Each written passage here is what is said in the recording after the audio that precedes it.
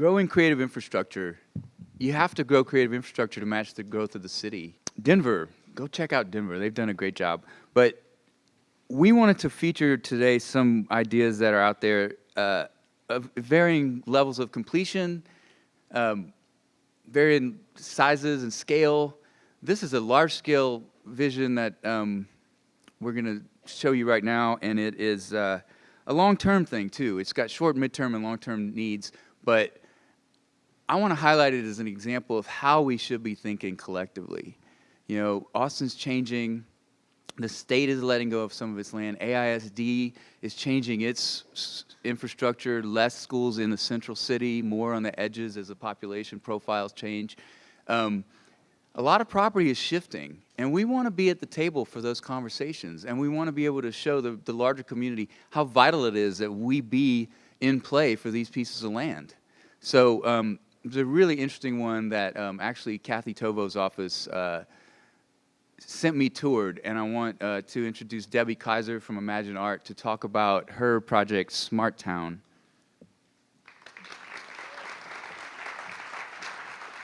My name is Debbie Kizer, and I'm the founder and executive director of Imagine ART. And I'm here today to talk to you about a project called Smart Town. So Imagine ART's been operating in Austin for 20 years. And during this time, we've been serving a very distinct group of people, that's artists that have disabilities.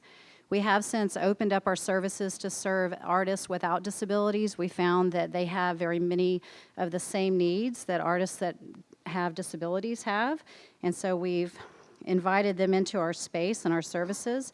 The organization is unique in the fact that it's a ministry, and our mission is to restore the lives of artists for the glory of God. So practically, this looks like us providing art space. Is this working? We have a 10,000 square foot space off of Manor on Real, off of MLK. And we offer materials and equipment and artistic directors and opportunities for exhibition. 2 years ago, Imagine Art came to a crossroads about space ourselves. We were paying $30,000 and leasing a portion of a building. The main tenants were leaving the space, and we looked to relocate, but the options were not affordable, and nor were they appropriate. And so we decided to take the lease after a significant struggle on our board and trying to determine if we had the capacity to do that. Our $30,000 commitment quickly rose to a $100,000 commitment annually as we took that space. And I learned how to lead an organization from my knees. So 2 years later, our space is a thriving, let me catch up with myself here. Our space is a thriving organization. And we have 65 artists that use our facility each week. We've discovered creative ways to leverage public dollars to meet basic needs of artists in our city. Imagine Art has become the only free public art space in the city. Artists come to access open studio spaces and equipment. They come to rehearse, produce, exhibit, and perform. So I'm just going to show off here for a minute.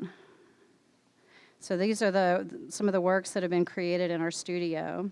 Imagine Art is primarily serving visual artists, but we have a lot of different things going on in our building, including theater and music and some movement. So something else happened 2 years ago that expanded our vision, and that something was Donald. So Donald is a visual artist. He arrived at our facility with an entourage of 6 people. And I thought, wow, this guy must be a VIP. This guy, I learned, was a resident at the Austin State Supported Living Center. It's a 100-year-old institution that housed people with significant disabilities. Donald lived in the institution for 60 years. That's what I said, 60 years. Donald's arrival woke our community to the daily reality of institutional living and the plight of people with disabilities in our city. Donald has since left the institution, and because Donald's an artist, we became his place and we became his community. So Imagine Art looked towards this system of state-supported living centers, and we realized that a perfect storm was brewing in the city of Austin. The Sunset Commission had just released notice to close the Austin institution. making their recommendation to the 84th legislative session. Families began advocating to maintain services, stating that community options did not meet their needs. The Texas Land Commission recommended closure, and private developers began eyeing the land. All the while, the Department of Justice is daily monitoring activities on the state-supported living centers facilities due to settlement agreements in response to abuse and neglect issues. Today, the state of Texas is spending over $63 million annually to maintain 13 state-supported living centers in our state. And living in these state-supported living centers is a total of 1,300 people. So do the math on that. 192 of these people are living in Austin's core, located at Mopac and 35th Street. The people living within the facility have been hidden like a treasure. They're not called citizens of Austin. Only a single piece of paper exists in the Austin History Museum to tell their story. There's an old parable that tells a story of a man who found a treasure in a field. He went and sold everything that he had to go and buy that field. The 93-acre campus is 100 years old, and many of the buildings are closed due to inaccessibility, asbestos, and falling structures. Most look at the Austin State Supported Living Center and they see the value of the land as a treasure. Some see the rich landscape and they envision commercial development to add to the urban sprawl that we're already seeing in Austin. Imagine Art looks towards the land and we recognize the people as the treasure, and the land as an opportunity and a tool to restore the people. So Imagine Art began to have vision for the revitalization of the land and its people. I want you to take a moment just to imagine with me. Imagine the artists of Austin turning to see this people group in their need. Imagine the artists of Austin bringing their gifts, their passion, and their beauty into a place that needs renovation and innovation, life, creativity. Imagine the artists of Austin seeking the welfare within their own city and then finding home through the development of affordable housing and art space. Smart Town proposes to lead the way in bringing together stakeholders for conversation about the Austin State Supported Living Center and its future. Together with Land Design Studio, we believe that art has the power to break old patterns of conversations between stakeholders and opposing interests. We envision creative public charrettes that welcome stakeholders to share fears, their hopes, their ideas. And in your packet, you'll find a summary of our vision, the goals, and its impact. Our short-term goal is to establish a working relationship with DADS and Health and Human Services. We're seeking opportunity to demonstrate our vision on a small scale on the land. Our mid-range goal is to earn the right to facilitate a master plan for this people group in their land.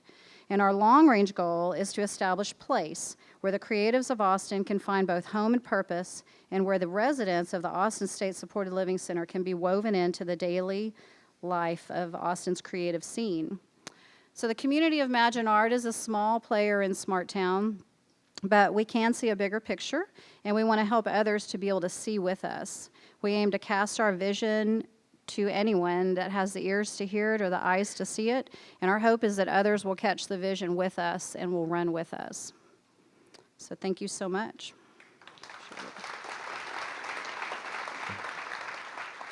So yeah, that's an example of the kind of long-term thinking we should be doing, and we see in other cities like the Pittsburgh Cultural Trust or the Denver Theater District. Debbie's program is amazing. I went over there as soon as I met with Kathy Tovo's office and they told me about it. I drove right over there and just walked in, and it was super welcoming. And where's Lacey? You still here? So this is Lacey Richter. She's a visual artist, and she and I are talking, and I've got my hands like this. I'm not, and this short guy comes up, and he comes up next to me, and he's like, he's mocking me a little bit. And then he said some things in an unintelligible language I learned later was his own. And then he put his arms out to hug me. And I had no second thought. I just hugged the guy. And that's the vibe at Imagine Art. And then I was there again a few weeks later, and he recognized me and remembered me, and I got another hug. It's a really, really special place. So thank you, Debbie.